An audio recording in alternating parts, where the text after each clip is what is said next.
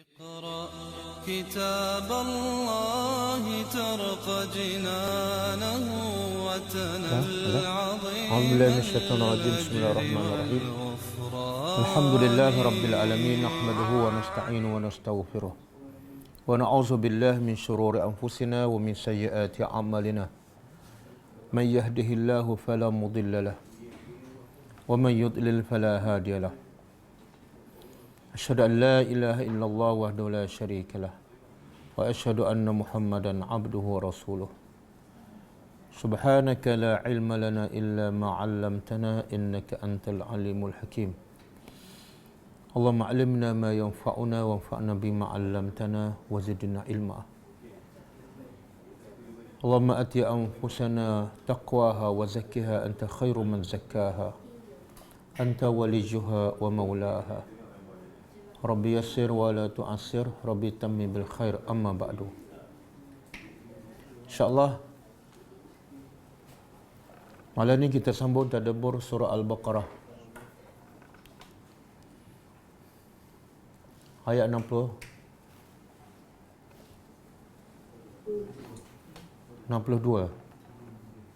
Sebelum kita sambung, kita tengok pengajaran ayat 61. Ayat 61 walaupun satu ayat tapi dia panjang. Boleh diam boleh diam.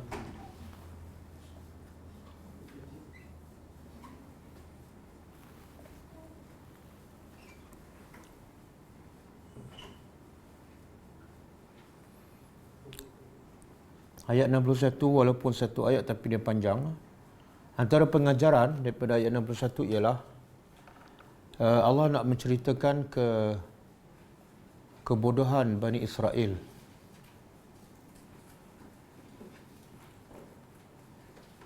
Kebodohan Bani Israel iaitu dengan meminta sesuatu yang kurang baik dan menolak rezeki yang terbaik. Menolak manna dan salwa untuk mendapat bawang putih, bawang merah dan sayur. Itu antara ciri kebodohan Bani Israel. Yang kedua, sesiapa yang memilih perkara yang kurang baik dibandingkan dengan perkara yang lebih baik, dia menyerupai Yahudi.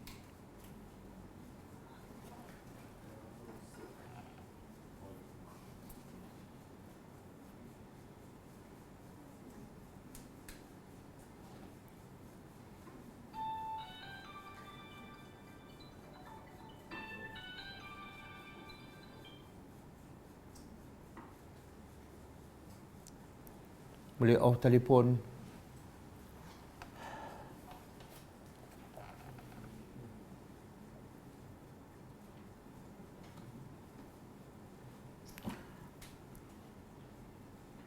Ciri-ciri yang kedua kan. Ciri-ciri kemuliaan seseorang ialah sentiasa berusaha dan mencari yang lebih baik daripada apa yang dia miliki.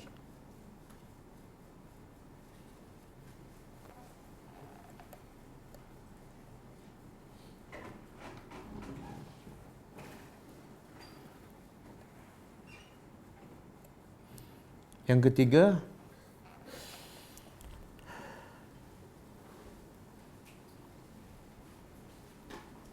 orang-orang yang tidak beriman, mereka makan dengan tujuan untuk berseronok dan mendapat kepuasan semata-mata.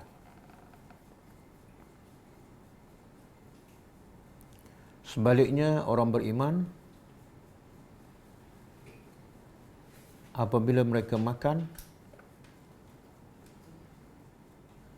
matlamat utamanya ialah untuk bersyukur dan beramal soleh kepada Allah.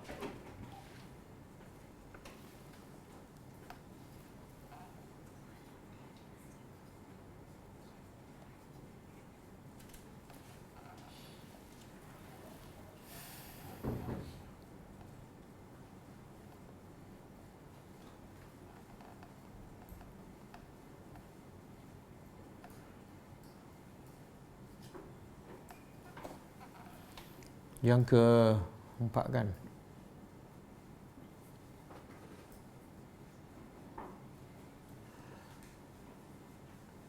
Nabi Musa AS mencela sikap Bani Israel yang meminta untuk menukar yang lebih baik kepada yang kurang baik.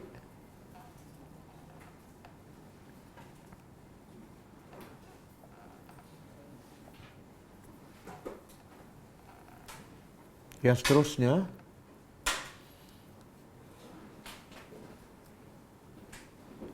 Allah menimpakan kehinaan dan kemiskinan kepada Bani Israel sesuai dengan perbuatannya yang menghina diri mereka sendiri.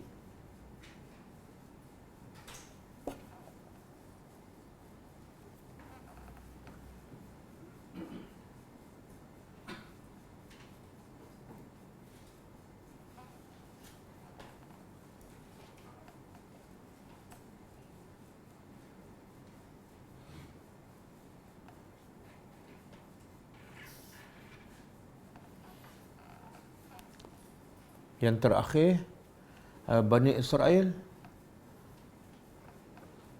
pada mereka terkumpul dua sifat yang buruk. Pada Bani Israel terkumpul dua sifat yang buruk, iaitu suka melakukan maksiat dan suka melampau.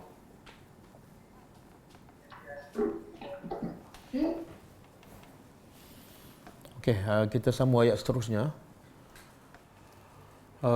Ayat seterusnya kaitan dengan ayat sebelum ni. Setelah kita faham sikap-sikap Bani Israel yang Allah sebut dan Allah cela,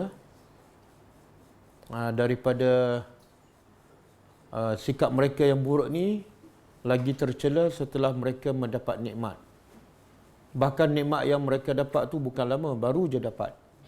Tapi mereka terus menunjukkan sikap kesombongan mereka dan keingkaran mereka kepada Allah. Jadi setelah Allah selamatkan mereka daripada kezaliman Fir'aun, mereka terus meminta untuk menyembah berhala. Kemudian lepas Nabi Musa pergi jumpa Allah dalam tempoh 40 hari, mereka membuat satu patung berbentuk anak lembu dan mereka menyembah. Kemudian Allah bagi peluang mereka bertaubat dengan cara membunuh antara satu sama lain. Kemudian mereka engkar lagi perintah Allah. Mereka menunjukkan kebiadaban mereka, iaitu mereka minta untuk melihat wajah Allah sebagai syarat untuk mereka beriman kepada Musa AS. Kemudian Allah hukum lagi mereka, iaitu Allah matikan mereka dengan petir, dan rahmat Allah kepada mereka Allah hidupkan kembali supaya mereka kembali mentaati Allah. Kemudian Allah perintah mereka masuk Palestin, mereka engkar, maka Allah hukum lagi mereka, iaitu mereka apa dia? Yatihuna. Mereka merayau-rayau di satu tempat dalam tempoh 40 tahun. Tapi dalam masa itu pun rahmat Allah tetap bersama mereka. Allah turunkan manna dan salwa. Dan juga Allah bagi air kepada mereka melalui batu yang diketuk oleh Nabi Musa dengan tongkatnya. Kemudian mereka sambung lagi tidak bersyukur dengan nikmat Allah, mana ada salwa, mereka minta pula sesuatu yang lebih rendah. Kan? Kemudian Allah hukum lagi mereka. Apa dia? Allah timpakan mereka zullah, kehinaan. Yang kedua, maskanah, kemiskinan. Dan yang ketiga, ghadab, kemurkaan Allah, kan? Okey, setelah kita dengar semua tu, apa yang kita terbayang terhadap Bani Israel? Ha? Degil, sombong lagi? Kufur nikmat lagi? Kita terbayang tak bahawa dengan cerita semua tu, seolah mereka ni semuanya jahat. Dan mereka ni dah tak ada peluang untuk kembali kepada Allah. Mungkin kita terbayangkan. Jadi ayat ni, ayat yang kita akan tadabbur hari ini, Allah nak bagi tahu supaya Allah betulkan fikiran kita. Jangan kita bayangkan semua jahat macam cerita yang lepas. Itu Allah nak mengajar kita bahawa bila kita menghukum, hendaklah adil. Jangan 10 orang dalam kampung tu jahat, kita pun hukum secara total, kan? Semua penduduk kampung tu jahat. Ada 3 orang pencuri, semua daripada Bukit Jelutong. Kita berkata apa? Budak-budak Bukit Jelutong memang jahat. Itu hukuman yang tidak adil. Jadi Allah nak ajar kita, didik kita supaya bila menghukum, hukum dengan adil. Jangan pukul rata. Okey? Kita tengok. Allah kata apa? Innal lazina. Sesungguhnya allazina, orang-orang yang amanu, mereka beriman.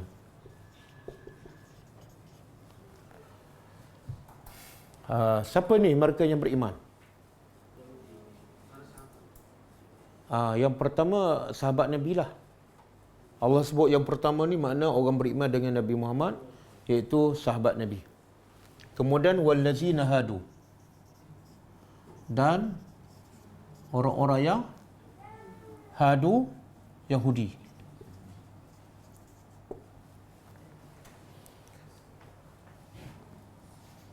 Hadu daripada hada. Dari segi makna ialah hada, semua orang yang beragama Yahudi. Jadi kalau seorang hada, kalau hadu, ramai. Bila sebut hadu tu makna orang-orang yang beragama Yahudi.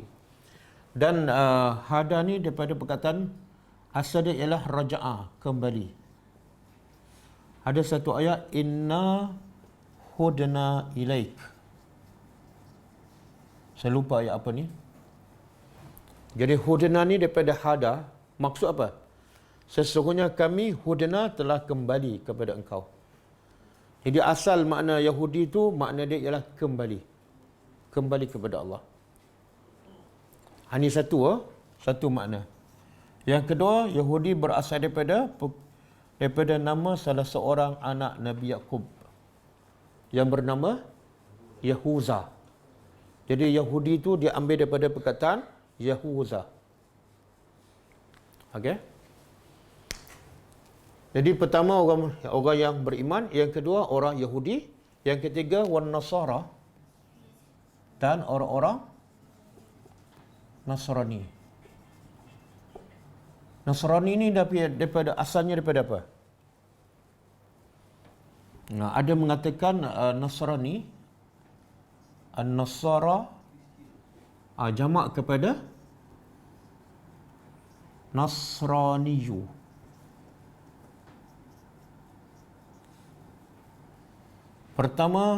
Pendapat pertama, Nasraniyu berasal daripada nama tempat yang bernama Nasirah. An-Nasirah. Nasrani ialah tempat lahir mak kepada Nabi Isa, iaitu Maryam. Jadi Nasirah tempat lahir Maryam. Maka semua yang ikut agama Nabi Isa disandarkan kepada tempat lahir mak Maryam, Nasirah. Yang kedua, Nasrani daripada perkataan Ansar. Macam orang Madinah kan. Kalau yang datang daripada Mekah dipanggil yang datang daripada Mekah Muhajirin. Yang duduk di Madinah Ansar. Apa makna Ansar? Penolong. Jadi pendapat kedua, Nasara ataupun daripada mufradnya Nasrani berasal daripada perkataan Ansar, iaitu penolong. Ada dalil dalam surah Saf, ayat yang terakhir itu. Nabi Isa bertanya, Man ansari ilallah? Man ansari ilallah? Siapakah penolong-penolongku? Maka jawab apa? Qala al-hawariyuna nahnu ansarullah. Kamilah penolong agama Allah. Jadi Nasara ataupun Nasrani berasal daripada pertama mengatakan daripada Nasirah, nama tempat. Yang kedua daripada Ansar, yang bermakna penolong-penolong. Okey. 3, pertama orang beriman. Yang kedua orang Yahudi. Yang ketiga orang Nasrani. Yang keempat, was-sabiina. Sabi. Apa makna sabi'i? Daripada saba'a. Saba'a ni makna keluar daripada yang asal. Saba'a makna keluar daripada yang asal. Sama ada daripada sesat keluar kepada kebenaran, ataupun daripada kebenaran keluar kepada kesesatan. Sebab itulah Nabi Muhammad bila dia bawa agama baru, orang musyrikin mengatakan Nabi itu adalah as-sabi'. Apa makna as-sabi'? Daripada saba'ah, iaitu orang yang keluar daripada agama. Agama apa? Orang Mekah. Bila Nabi Muhammad bawa agama Islam, orang musyrikin menuduh Nabi sabi', iaitu keluar daripada agama asal mereka, agama musyrikin. Begitu juga bila Umar keluar daripada jahiliah dan masuk Islam, orang tu dia kata qad sabaqta, kamu telah menyimpang daripada. Sebab bagi orang musyrikin agama mereka betul, bila keluar dia kata salah. Jadi dia kata pada Umar, sabaqta, engkau telah menyeleweng. Umar pun jawab, bukan sabaqtu tapi aslamtu, aku telah Islam. Okey. Jadi sabi'i mana apa asalnya? Yang menyimpang daripada kebenaran kepada kesesatan ataupun sebaliknya. Jadi apa dimaksudkan sabi'in dalam ayat ini? Banyak pendapat ulama. Pertama, dia adalah pengikut-pengikut agama Nasrani. Asalnya Nasrani tapi dia keluar. Bila keluar dia panggil sabi'in. Pendapat kedua, sabi'in ialah pengikut-pengikut yang berasal daripada agama Yahudi. Yang ketiga, sabi'in ialah penyembah-penyembah bintang. Dia bukan Yahudi, bukan Nasrani, tapi penyembah bintang. Dan yang keempat, ada mengatakan sabi'in adalah saki-baki pengikut Nabi Nuh AS. Saki-baki pengikut Nabi Nuh AS. Jadi ada berapa semua pendapat? Pertama, pengikut Nasrani. Yang kedua, yang ketiga, penyembah bintang. Yang keempat, saki-baki pengikut Nabi Nuh AS. Tulis 1 sampai 4 tu pendapat. Kemudian Allah kata man, siapa yang amanah telah beriman dengan Allah, wal yaumil akhir, dan hari akhirat.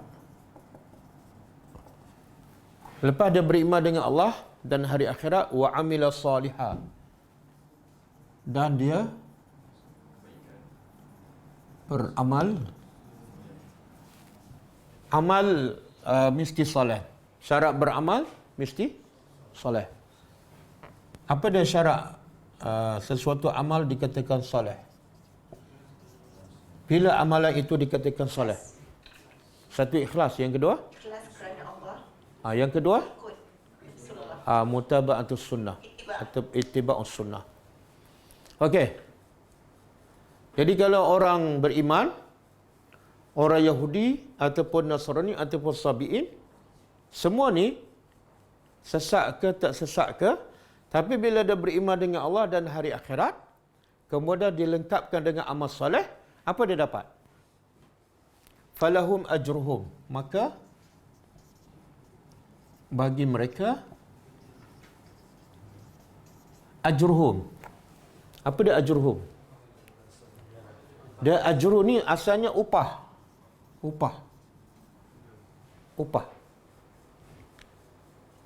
Atau kalau kita pergi negara taksi, dia tulis apa? Sayyarah ujrah. Ujrah tu mana? Kereta upah. Dia bagi kita naik, kita bayar duit. Kan?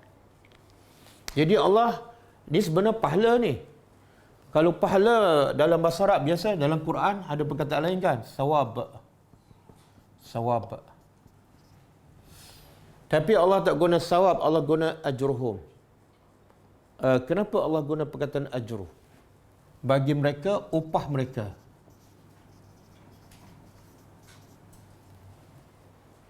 Kenapa? Ini tadabbur ni kita nak faham. Kenapa Allah guna perkataan upah?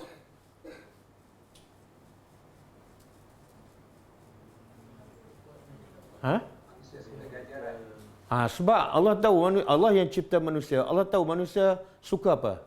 Suka rela ke suka upah? Kan? Kalau saya ajak gotong royong tanpa upah, berapa orang datang? Lepas tu minggu depan saya ajak gotong royong, setiap orang saya bagi 100. Berapa orang datang? Beza tak bila ada upah? Jadi Allah tahu manusia suka upah. Jadi Allah kata bagi mereka upah. Apa kerja mereka? Apa kerja mereka? Satu, beriman. Yang kedua, beramal soleh. Tak, sama lah. Upah tu sebenar adalah pahala. Tapi Allah guna perkataan upah supaya apa? Saya nak tanya, kenapa kita rajin sangat pergi kerja tu?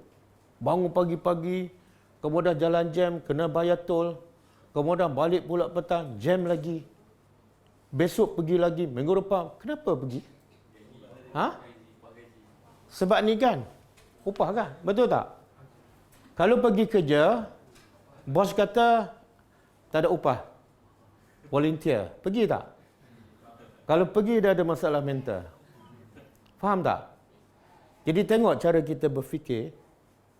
Bila manusia bagi kerja pada kita dan bila kerja dia kata akan dapat gaji, kita rasa berat pun jadi rajin. Lama pun kita rasa sekejap je kan? Walaupun penat letih, lembek balik rumah, besok pergi lagi. Kadang-kadang kena penyakit kan, operate, lepas sembuh pergi lagi. Sebab apa? Tarikannya upah. Betul? Tapi bila Allah sebut upah, Allah yang sebut upah, kita solat lambat, kadang-kadang terlepas waktu. Saya nak tanya, upah yang manusia bagi dengan upah yang Allah bagi, beza tak? Sebab tu Allah sebut apa ni? Bagi mereka, upah mereka indah. Indah, apa makna indah? Di sisi Allah tak kata indallah. Allah tak kata Allah. Allah kata Rabb, pencipta mereka.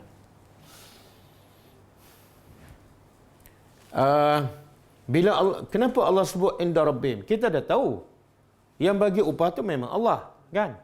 Tapi kenapa Allah sebut lagi inda rabbihim? Dan Allah pula sebut Rabb, bukan Allah. Kenapa?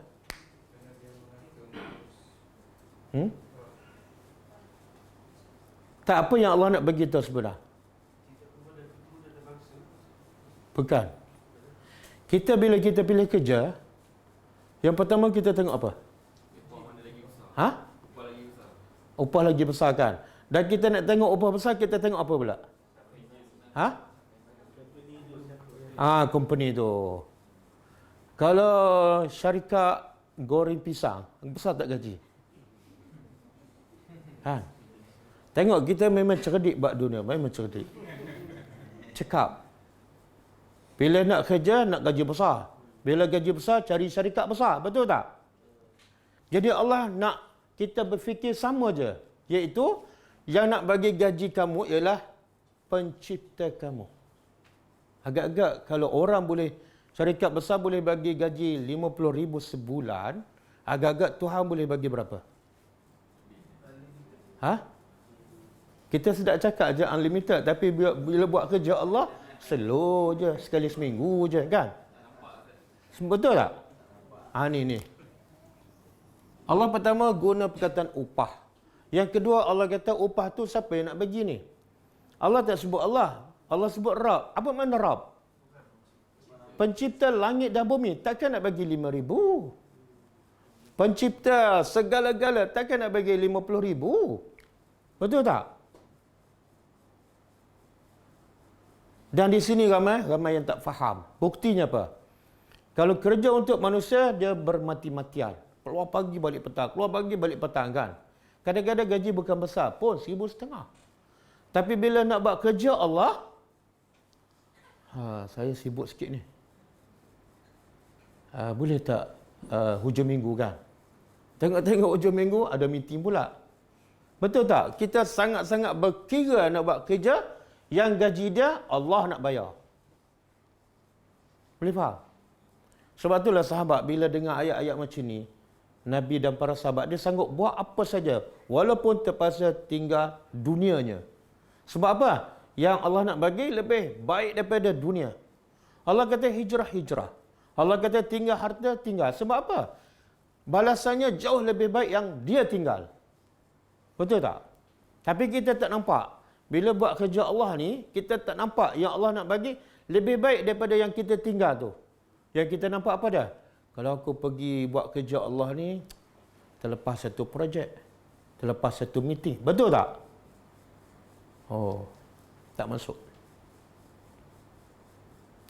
Boleh kah? Jadi kerja apa ni yang dapat upah besar ni? Allah janji kerja apa? Apa dia?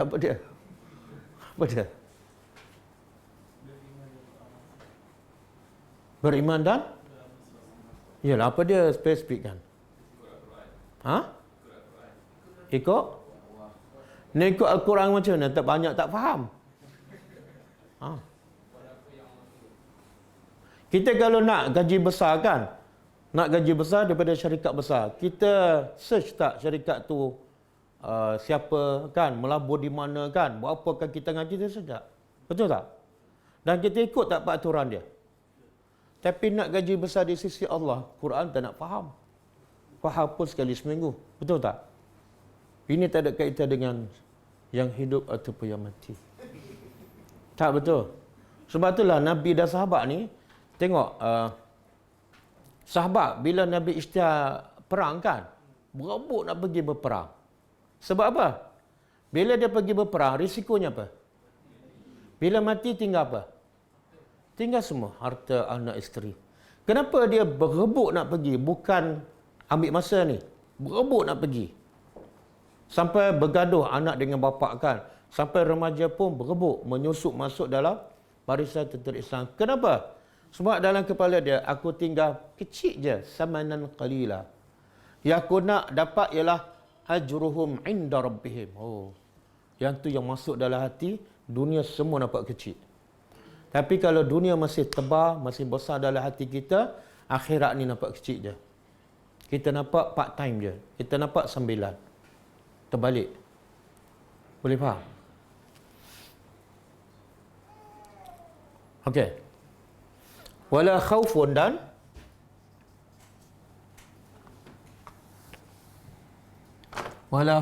dan tidak ada rasa takut alaihim ke atas mereka, walahum dan tidak mereka sedih. Okey. Jadi berapa balasan ni kalau kita kerja dengan Allah? Kerja beriman, lepas tu amal soleh. Kan? Berapa Allah bagi? Satu upah yang paling besar lah, sebab yang memberinya Rabb. Kan? Yang kedua, tidak takut. Yang ketiga, dia sebenarnya beza. Yang ni pahala ni ataupun upah bila ni kita akan dapat? Di akhirat. Yang ni pula tidak takut dan tidak sedih di mana ni? Dunia. Jadi upahnya surga seluas langit dan bumi, tapi di akhirat. Kat dunia apa upahnya? Kita mana nak? Allah kata di akhirat kamu akan dapat surga seluas langit dan bumi. Kat dunia kamu diberi pilihan. Satu 50 juta. Yang kedua, tak takut, tak sedih. Kalau kita diberi pilihan, nak gaji yang mana ni? 50 juta ke ataupun tak takut dan tak sedih?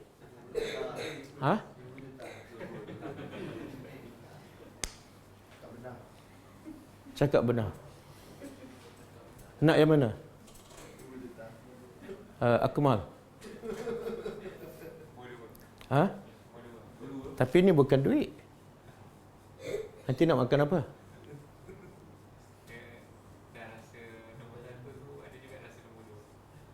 Dah rasa. Oh, nak juga pula tu. Kantoi ya. Allah tak ada sebut. Allah tak bagi pilihan. Allah kata, kalau kamu beriman dan beramal soleh, kamu tak takut dan tak sedih. Tak ada pilihan. Ini je. Kan? Katalah, saya bagi tawaran. Siapa nak bekerja dengan Ghulam, saya kata gajinya ialah tidak takut dan tidak sedih. Agak-agak berapa orang bekerja?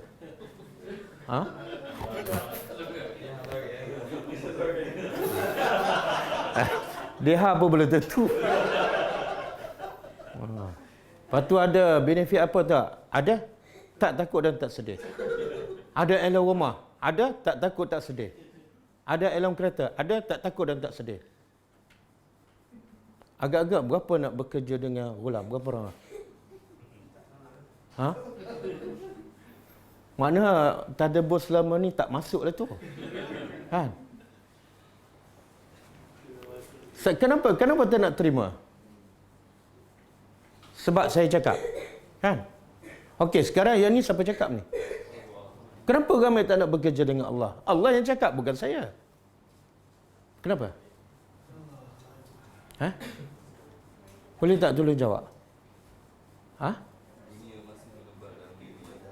Dunia masih? Tak, sebenar manusia nak dunia, sebenar dia nak apa? Hasil daripada dunia, sebenarnya dia nak apa? Dia nak bahagia kan? Betul tak? Dia nak dunia, sebenarnya dia nak bahagia. Tapi betul tak dunia tu boleh membahagiakan dia? Betul tak? Betul tak pangkat boleh membahagiakan manusia? Jadi sebenarnya yang dia nak tu kemuncaknya bahagia. Duit ke dunia hanya sebagai perantaraan, kan? Sebenarnya Allah nak bagi yang dia nak lah.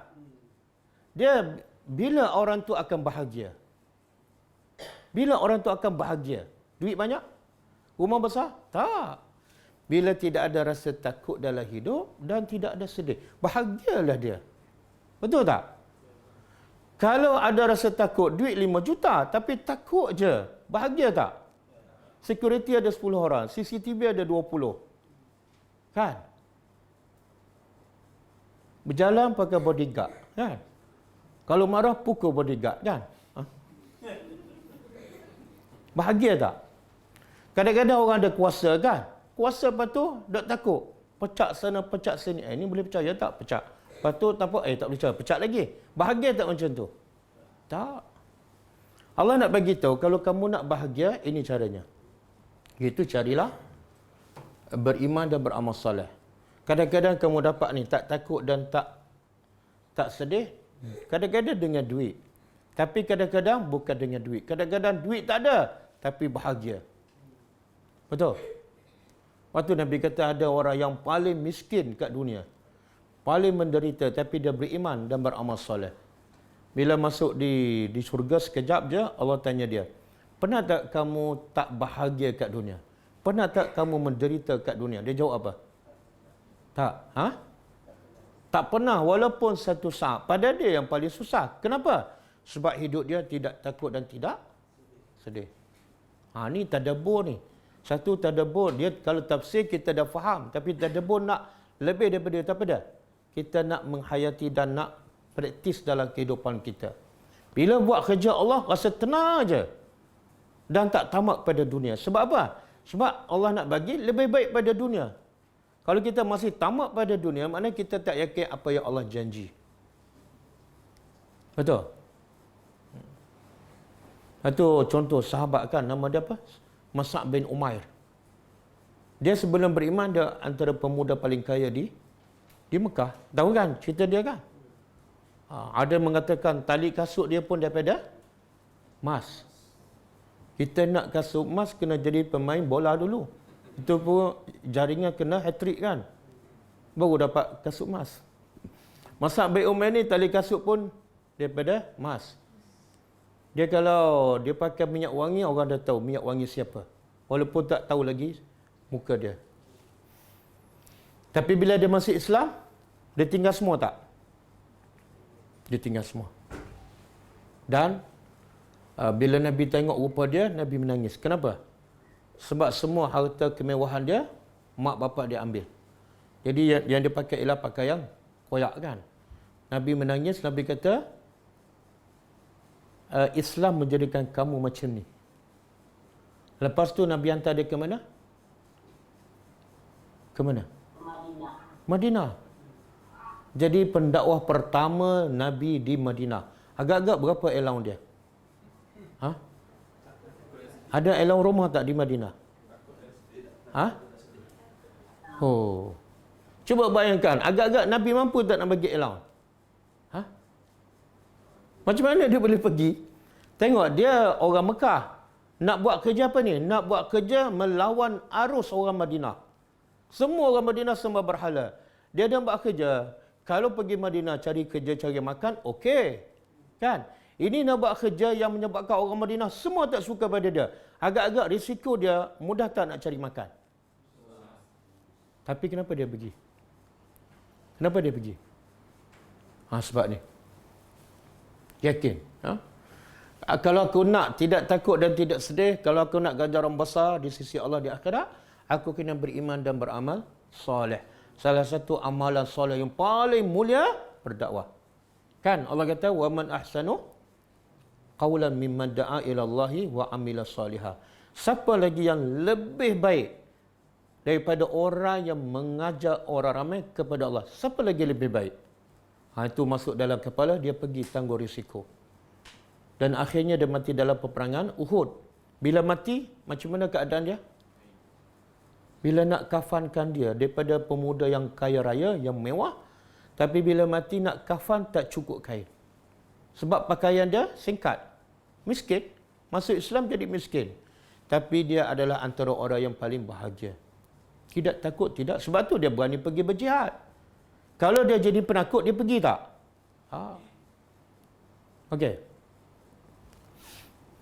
Okey. Jadi sekarang saya tawarkan, siapa-siapa nak bekerja dengan ulang, sekarang kita akan tulis gajinya tidak takut dan tidak sedih. Okey? Okey Jaafar?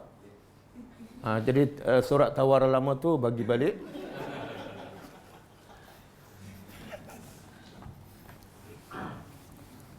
Okey.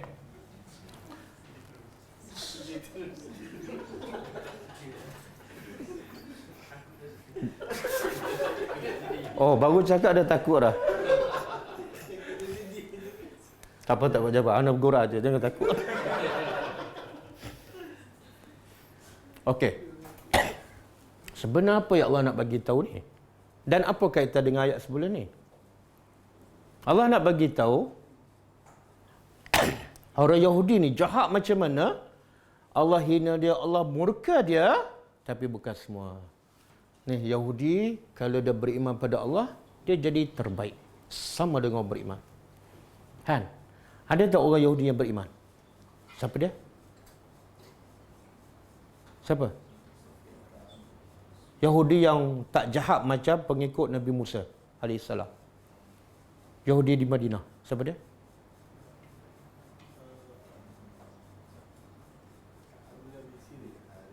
Abdullah bin Sirin. Itu bukan sahabat, itu tabi'in. Abdullah bin Salam. Abdullah bin Salam. Abdullah bin Salam. Dia termasuk ni. Orang yang beriman dengan Allah dan hari akhirat dan bagi mereka tidak takut dan tidak sedih. Kalau Nasrani pula Suhaib. Suhaib Ar-Rumi. Satu. Yang kedua, Allah nak bagi tahu Yahudi ni, Bani Israel cerita sebelum ni kan, jahat macam mana, dihina oleh Allah, dimurkai oleh Allah, tapi ada peluang tak untuk mereka bertobat? Ada. Jadi ayat ni sebagai motivasi pada yang sebelum ni. Aku marah pada kamu, aku hinakan kamu, tapi kalau kamu jadi orang beriman beramal soleh, bagi kamu tetap dapat pahala sama dengan orang beriman lain. Tak ada beza. Rahmat Allah adalah meluasi. Okey. Satu lagi, Allah cerita sebelum ni, cerita tentang Yahudi kan? Kan? Ada tak cerita pasal Nasrani ayat sebelum ni? Tak ada. Sebab pengikut Nabi Musa ni adalah Yahudi. Kalau Nasrani pengikut siapa? Nabi Isa. Ada tak Sabi'in cerita sebelum ni? Tak ada. Tiba-tiba Allah masukkan Nasrani dan masuk Sabi'in. Kenapa?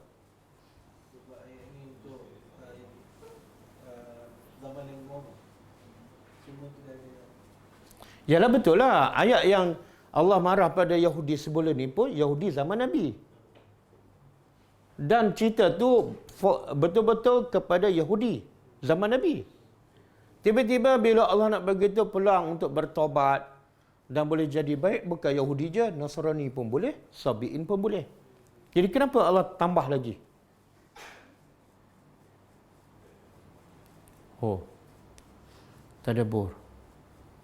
Saya baca tafsir Ibn Ashur.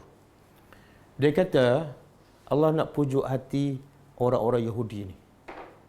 Kan Allah dah Allah bagi nikmat, dia lawan lagi. Bagi nikmat, dia kufur lagi kan. Sampai Allah duribat alaihimuz zillah. Allah hina dia, Allah murka dia kan. Maka Allah nak pujuk orang Yahudi, sebenarnya yang jahat ni bukan kamu saja. Sabi'in pun jahat juga. Nasrani pun jahat juga. Yahudi rasa apa? Lega sikit. Beza. Kalau Allah kata Yahudi saja, Nasrani tak ada, Sabi'in, Yahudi rasa apa? Teruknya aku. Boleh faham tu? Tengok Allah nak pujuk tu. Rahmat Allah. Contohlah orang Bukit Jelutong kan jahat.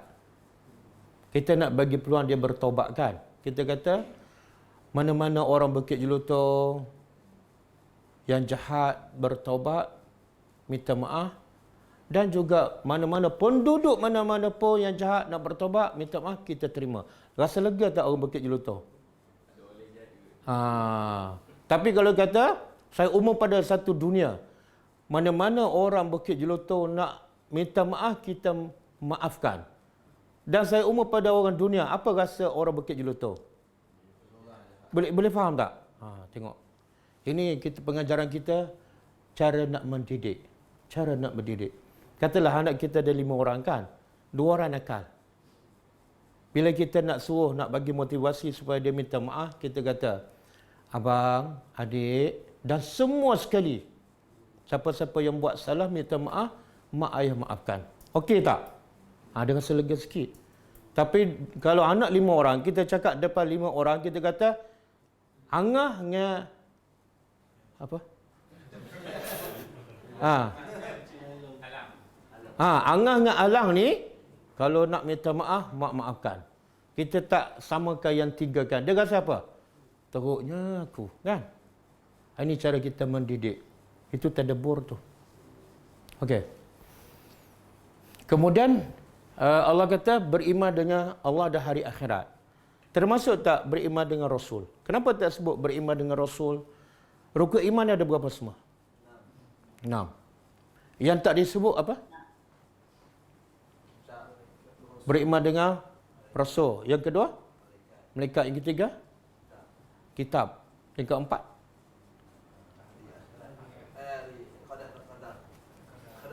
Ni pun tukar juga. Okey. Kenapa tak disebut 4? Dan bukan ayat ni je. Biasa kalau Allah sebut beriman, 2 je. Beriman dengan Allah hari akhirat. Yang 4 lagi tak sebut. Kenapa?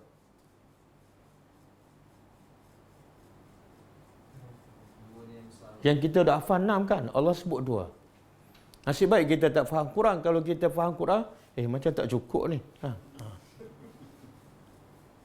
Kenapa? Beriman dengan Rasul termasuk dengan beriman dengan Allah. Kan? Allah kata apa? May yuti'ir Rasul faqad ata' Allah. Siapa taat Rasul, dia taat Allah. Kan? Beriman dengan Allah, kitab, benar beriman dengan Allah. Sebab kitab tu daripada Allah.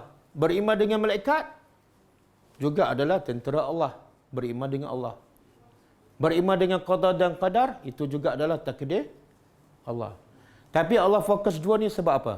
Sebab asas untuk manusia menjadi baik ialah mesti beriman dengan Allah. Betul? Kalau dia tak beriman dengan Allah tapi beriman dengan rukun lain, semua sia-sia. Okey? Kemudian bila dia beriman dengan Allah tapi dia tak beriman dengan akhirat, apa jadi? Beriman dengan Allah, beriman dengan Rasul, beriman dengan kitab, beriman dengan malaikat. Tapi dengan akhirat tak beriman, apa jadi? Tak apa jadi? Dia tak akan beramal soleh. Kenapa tak beramal soleh? Sebab beramal soleh buat apa? Akhirat tak ada. Hidup sekali je. Boleh faham? Jadi beriman dengan Allah asas untuk beramal, dan beriman dengan akhirat motivasi, pendorong untuk dia beramal, dan penghalang untuk dia tinggal dosa. Bila nak buat dosa je, ingat hari akhirat. Kena azab ni teruk, dia pun berhenti. Boleh? Jadi 2 ni rukun iman yang paling asas. Kadang-kadang malas beramal, punca apa? Malah nak solat witir. Kalau rajin pun bulan Ramadan, lepas Ramadan, 1 rakaat pun macam 100 rakaat. Kan? Punca apa dia? Tak ada ni lah. Kenapa ramai orang malah nak pergi solat berjemaah 5 waktu di masjid? Apa punca ni lah? Dia tak nampak pahala, kan? Bila yakin kat sini, dia sanggup buat apa saja. Okey.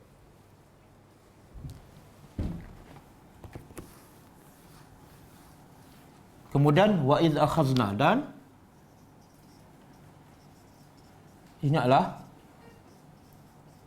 ketika mana akhazna, kami mengambil misak. Apa makna misak? Perjanjian. Misak ni bukan setakat perjanjian yang kuat dan kukuh. Ingatlah ketika mana kami mengambil perjanjian kamu. Apa perjanjian Allah dengan Bani Israel? Dalam surah Baqarah ada sebut ayat 83 ke? Wa iz akhazna mitsaqa Bani Israel alla ta'budu illallah. Perjanjian dia tidak sembah kecuali Allah. Wabil walidaini ihsana, dan berbuat baik pada mak bapak.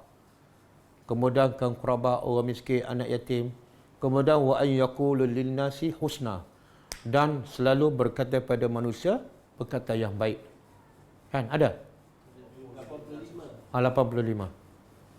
Jadi Allah kata, ingatlah kami ambil perjanjian dengan kamu. Waalaikumsalam. Wa rafa'na, dan rafa'na apa dia? Kami angkat fauqakum, di atas kamu, At-Tur. Tur apa dia? Bukit Tur. Di mana ni? Bukit Tur di mana? Mesir. Di Sina. Ada sebut dalam Quran kan? Wattini waz zaitun Wa tur sinin. Sinin ataupun Sina nama tempat dia. Itu surah Al-Qadar ke surah Zalzalah? Watini wa zaitun. Surah Tin. Okey, kami angkat gunung Tur fauqakum, atas kepala kamu. Kemudian setelah angkat Allah kata apa? Khuzu. Khuzu apa dia? Ambillah. Khuzu kita kena faham. Makna asal dia ambil. Tapi maksud ayat ni bukan ambil. Maksud khuzu ialah baca, tadabbur dan amal. Khuzu makna dia baca, tadabbur dan amal. Apa ni? Ma'atainakum, ambillah. Ambillah oleh kamu ma'atainakum, apa yang kami berikan kepada kamu. Apa yang Allah beri pada Bani Israel? Tak. Kitab Taurat. Taurat kan? Dan ambilnya biquwah, dengan kuat. Apa pula mana kuat ni? Tengok kalau kita baca terjemah, kita tak rasa apa-apalah. Ambil dengan kuat macam mana tu? Pegang kuat-kuat, lepas tu simpan elok-elok. Kau macam mana? Tak. Khuzu ni, pertama ambil, baca dan faham dan amal. Itu makna khuzu. Kemudian biquwah, sungguh-sungguh. Kalau baca, sungguh-sungguh. Tadabbur, sungguh-sungguh. Amal, sungguh-sungguh. Sampaikan, sungguh-sungguh. Berdakwah, sungguh-sungguh. Ini dalam tafsir, bukan saya sebut. Boleh? Macam Allah kata pada apa? Yahya. Ya Yahya, khuzil kitabah biquwah. Wahai Yahya, ambil kitab ni dengan kuat. Apa maksud? Faham betul-betul, amal betul-betul, sampaikan betul-betul. Bersungguh-sungguh. Jadi kalau kita baca dan faham sekali seminggu, biquwah tak? Tak. Kalau kita faham tapi amal sikit-sikit, biquwah tak? Tak. Kalau kita dah faham tapi sampaikan pun sebulan sekali, biquwah tak? Tak. Macam mana gambaran biquwah ni? Macam dakwah Nabi Nuh. Berapa lama? Dan berapa hari seminggu? Berapa jam? Lailan wa nahara. Itu makna kuwah. Dan dakwah Nabi Muhammad pun sama kan, bila turun ayat Iqra, Nabi tak pernah rehat. Nabi tak pernah berhibur. Nabi tak pernah bercuti. Sebab biquwah. Bahkan Allah kata apa? Faiza. Cuba sambung. Faiza.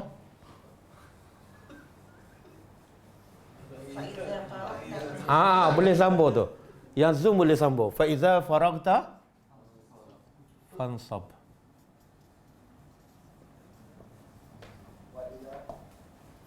Okey, apa makna ni? Apa makna?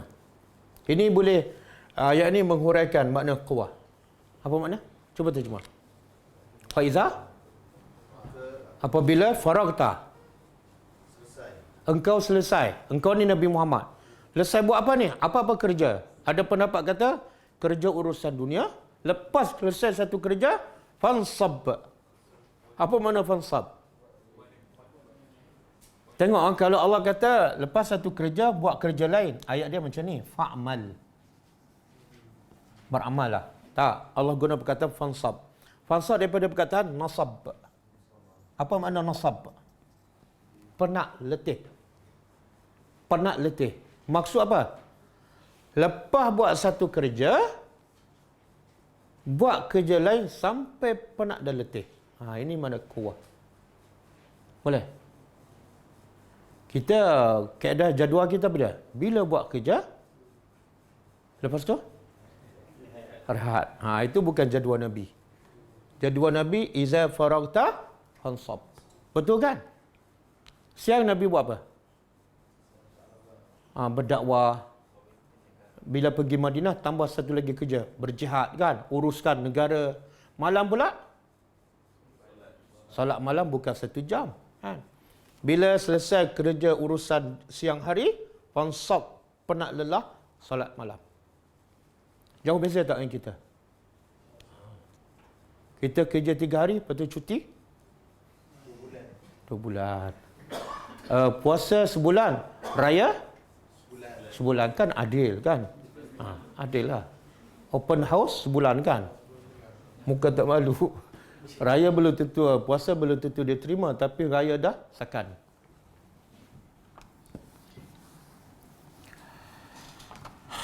Okey. Ambil biqawah. Kemudian wazkuru. Dan ingatlah. Ingat ni maksud apa? Dalam tafsir dia kata wazkuri ni makna beramal sungguh-sungguh. Sebab kalau kita terjemah wazkuru, ingatlah, tak kira ingat je kan. Ayat ni mana apa? Surah apa? Tak. Beramallah bersungguh-sungguh. Ma fihi. Apa yang dalamnya. Jadi semua ni menunjukkan apa? Wajib tak kita faham isi kandungan kitab? Ya. Satu, khuzu. Satu. Yang kedua, quwwah. Yang ketiga, wazkuru. Semua menunjukkan isi kandungan Al-Quran wajib kita faham, wajib kita amal. Dan amal pula tak boleh main-main, mesti biquwwah. Yalah, kita kalau buat urusan dunia, kita buat biquwwah tak? Kan? Kalau buat rumah biquwwah. Kalau berniaga biquwwah.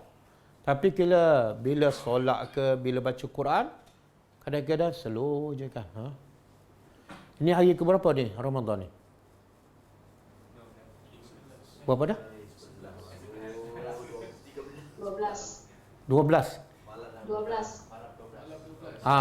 Baru sebelah kan?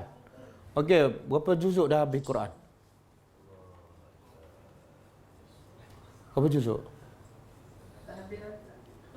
Dah habis khatam dah? Berapa kali dah khatam? Baru sekali. Alhamdulillah. Yang depan ni? Tak, jangan takut riak. Dia tak riak. Jangan takut riak.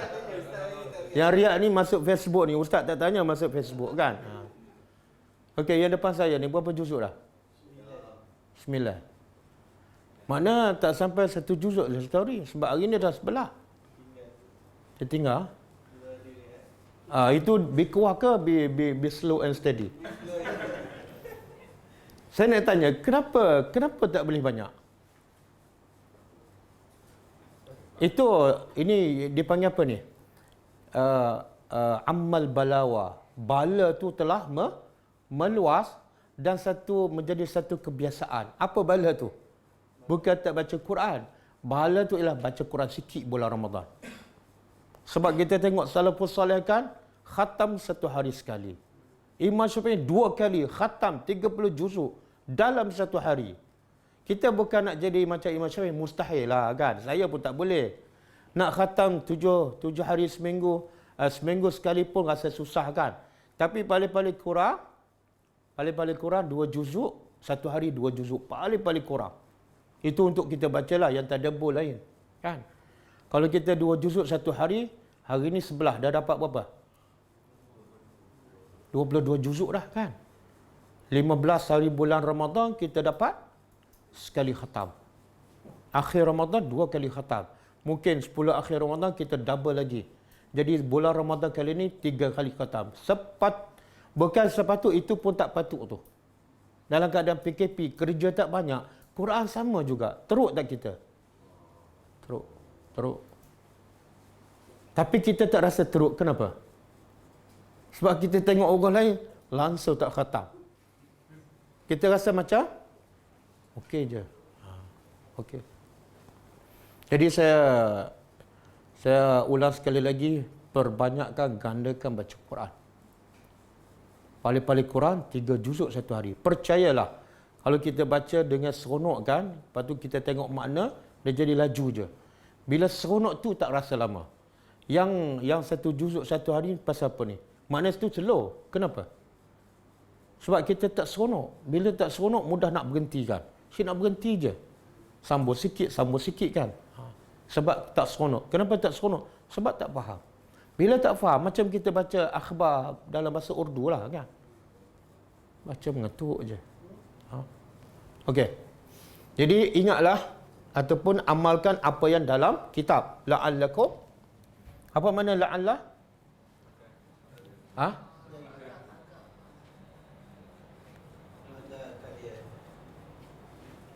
Ada agar dengan semoga sama tak? Yang paling tepat supaya. Supaya tattaqun, kamu bertakwa. Okey, maknanya Allah nak beritahu apa ni? Di hujung takwa. Sebelum tu apa dia? Ambil perjanjian. Baca sungguh-sungguh. Faham sungguh-sungguh. Amal sungguh-sungguh. Sampai sungguh-sungguh. Barulah kamu boleh jadi orang bertakwa. Itu Allah nak beritahu. Boleh faham? Selagi kamu tak buat sungguh-sungguh biqawah, kamu tak akan jadi orang bertakwa. Boleh? Kalau setakat baca je, khatam, lepas tu tak faham apa, mustahil kamu dapat hasil takwa ni.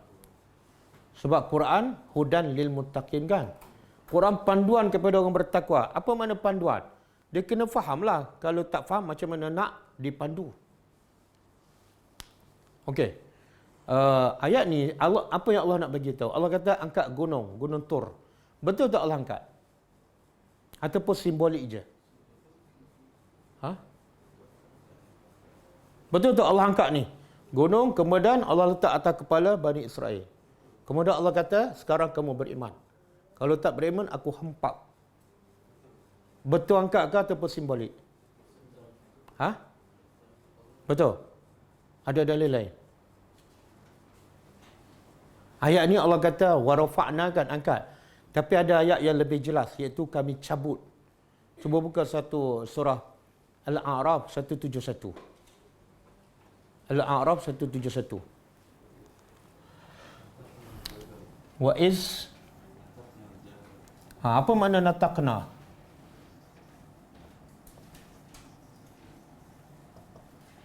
Apa makna nataqna? Kami cabut. Ayat itu menjelaskan makna warafa'na. Allah betul-betul angkat. Dan Yahudi ni bila tengok gunung atas kepala dia, dia takut. Lalu dia beriman. Tapi iman dia tu ikhlas ke tak? Tak. Masa dia sujud tu, dia masa sujud dia tengok, sambil sujud sambil tengok ke gunung atas kepala mereka. Sebab itulah dalam tafsir disebut orang Yahudi, cara dia sujud ialah sambil sujud dia tengok ke atas. Ini disebut dalam tafsir. Siapa pernah tengok orang Yahudi sujud? Dia sujud macam ni, sambil tengok ke atas. Sebab bermula daripada peristiwa ni. Okey, sekarang soalan dia. Bila Allah angkat gunung, macam Allah paksa mereka beriman kan? Dan mereka tak ikhlas. Kenapa Allah buat juga? Boleh tak kita nak paksa orang beriman?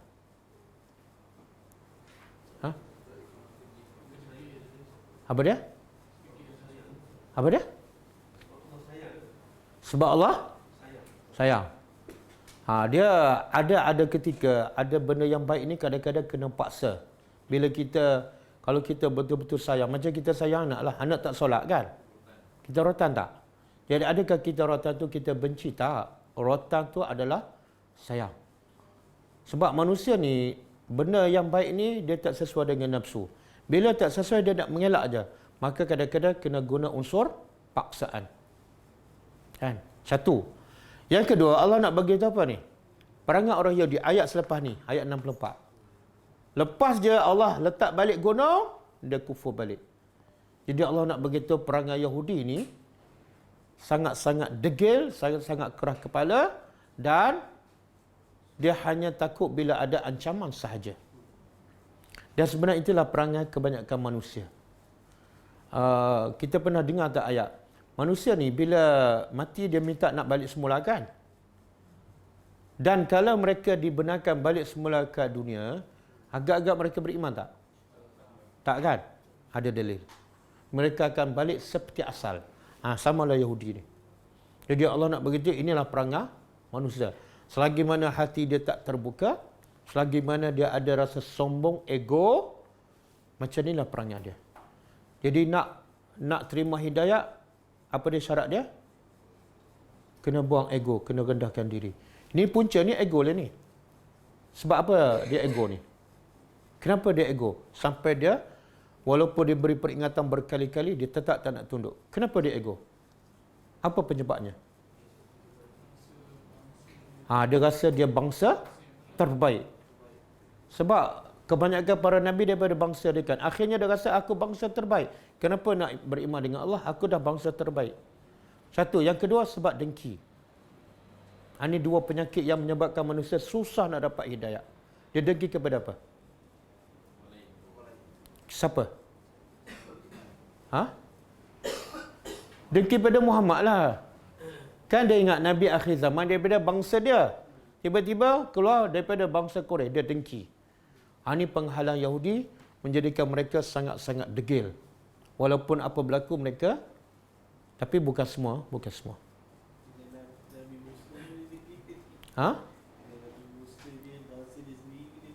Yelah.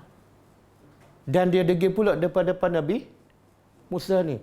Dia belajar dengan Musa ni online ke, PJJ ke, face to face? Mana lebih teruk? Pelajar online degil dengan pelajar yang depan ni degil? Yang mana lebih teruk? Kan?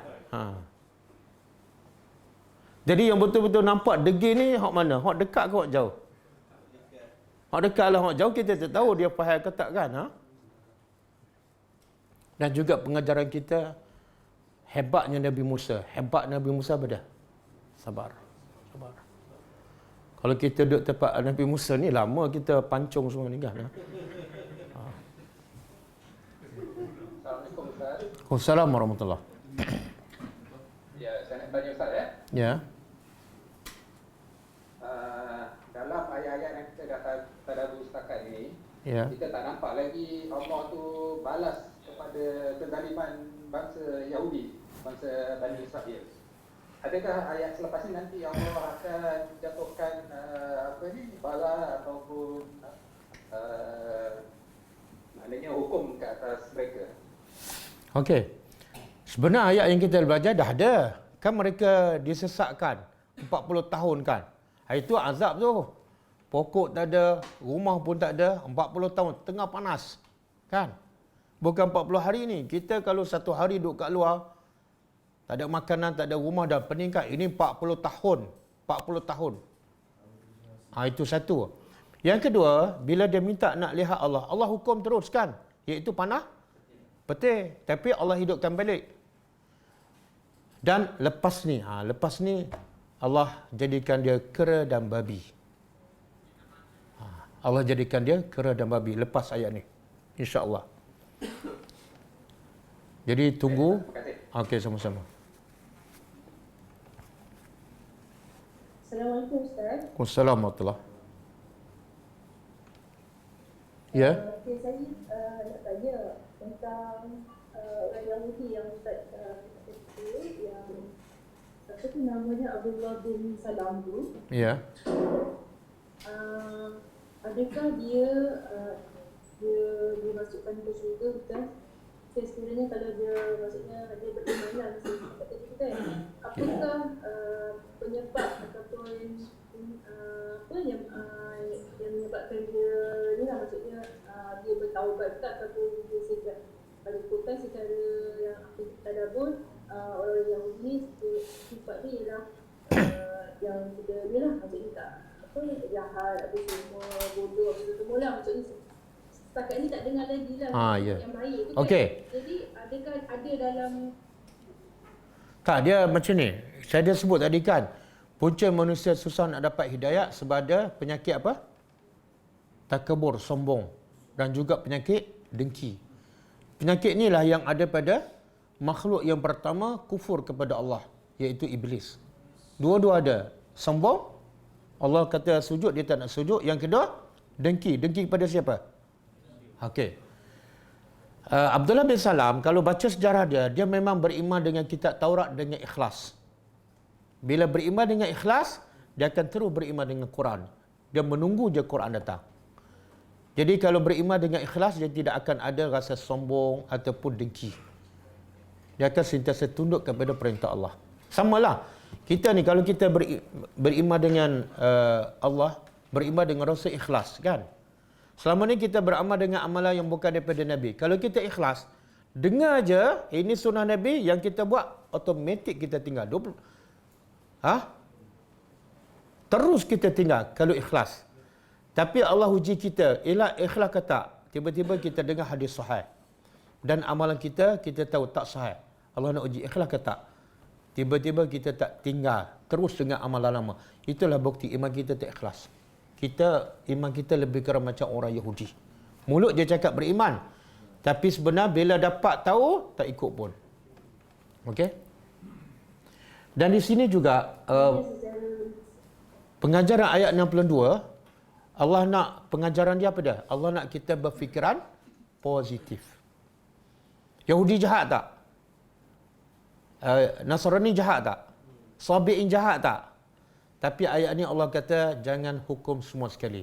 Ada Yahudi jahat macam mana, tapi kalau dia beriman, dia jadi orang yang terbaik. Jadi jangan kita berfikiran negatif bila tengok orang kafir, bila tengok musuh, tama-tama tengok Yahudi. Jangan semua kita pukul rata. Kita sebagai pendakwah kena berfikiran positif. Semoga satu hari dia jadi orang beriman dan jadi terbaik. Okey. Jadi Ustaz, Ya. Ustaz, ada ke apa-apa sumbangan daripada Abdullah bin Salam kita ni lah, itu agama Allah ni, kita tak apa-apa sumbangan? Ada insya-Allah. Dia ada sumbang, dia bila dia beriman mesti ada sumbangan. Kalau dia tak ada sumbangan, dia tak beriman. Boleh faham? Sebab tu Allah janji apa tadi? Bagi mereka ganjaran besar di sisi Allah di akhirat, dan tidak takut dan tidak. Dia orang beriman mesti beri sumbangan. Mana mungkin dia beriman tapi tak memberi sumbangan. Sedangkan antara amal soleh yang paling Allah suka apa dia? Banyak memberi kebaikan pada orang, kan? Jadi kalau dia beriman, mesti dia menjadi penyumbang kepada agama. Wallahu a'lam. Sabi'in itu kaum apa ataupun umat Nabi apa? Ya, ya. Ustaz, Sabi'in itu kaum apa? Tak disebut kaum, tapi disebut agama. Yang Allah nak sebut di sini bukan kaum ni. Yang ayat 62. Bukan isu kaum, tapi isu agama. Nasrani dengan Yahudi satu bangsa je, Bani Israel. Tapi Allah tak sebut Bani Israel, Allah sebut agama. Sebab yang merosakkan manusia, bangsa ke sebab agama? Sebab agama.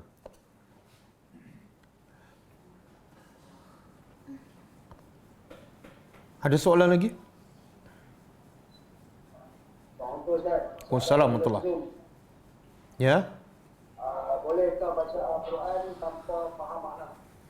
Daripada Azimah Ustaz. Baca Al-Quran tanpa faham makna, hukum dia memang boleh. Tapi sama ada kita dapat pahala ataupun kita dikutuk. Boleh tak baca Quran tanpa faham makna? Jawapannya boleh. Tapi sama ada kita dapat pahala ataupun dilaknat oleh Allah, dia ada kemungkinan.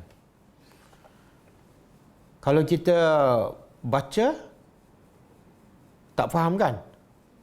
Tapi kita dengar ceramah daripada ustaz. Ustaz menghuraikan ayat yang kita bacalah. Tapi bila kita baca tak faham, kita pun ikut fahaman yang ustaz cakap, yang adalah hasil daripada tafsir ayat tersebut.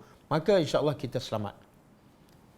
Tapi sebaliknya, kadang-kadang kita baca, kita faham, tapi tak ikut, kita tak selamat. Sebab Nabi kata apa dalam satu hadis, siapa Quran ni adalah sebagai syafi'un musyafa'. Dia boleh memberi syafaat dan dia boleh menjadi saksi yang akan menghalang kita masuk syurga. Kemudian Nabi kata, siapa yang jadi Quran di depan dia, apa makna depan?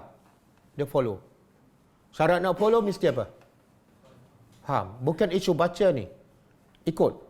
Dia letak Quran kat depan dan nak buat apa tanya Quran. Nak bercakap tanya Quran. Maka orang macam ni Nabi kata Quran akan pandu bawa dia sampai ke syurga. Bukan sebab baca, tapi sebab ikut. Dan sebaliknya Nabi kata, siapa yang menjadi kekurangan di belakang dia. Apa makna di belakang? Bukan mesti tak baca, mungkin dia baca. Tapi dia tak ikut. Di belakang tu simbolik, iaitu dia tak ikut. Mulut baca, tapi bila nak buat apa-apa, dia tak ikut Quran. Orang macam ni Nabi kata, Quran akan heret dia sampai masuk ke neraka. Hadis sahih. Jadi jangan tertipu dengan satu hadis yang mengatakan satu huruf 10 pahala. Tak mestinya. Bahkan Nabi sebut dalam satu hadis, wailun liman qara'aha walam yatafakkar fiha. Celakalah orang yang baca ayat Quran, dimaksud Nabi ayat 10 akhir surah Ali Imran. Walam yatafakkar fiha, tapi dia tidak memikirkan maksudnya. Jadi kena gabung ayat baca dapat pahala dengan ayat tadabbur. Baru dia selamat insya-Allah.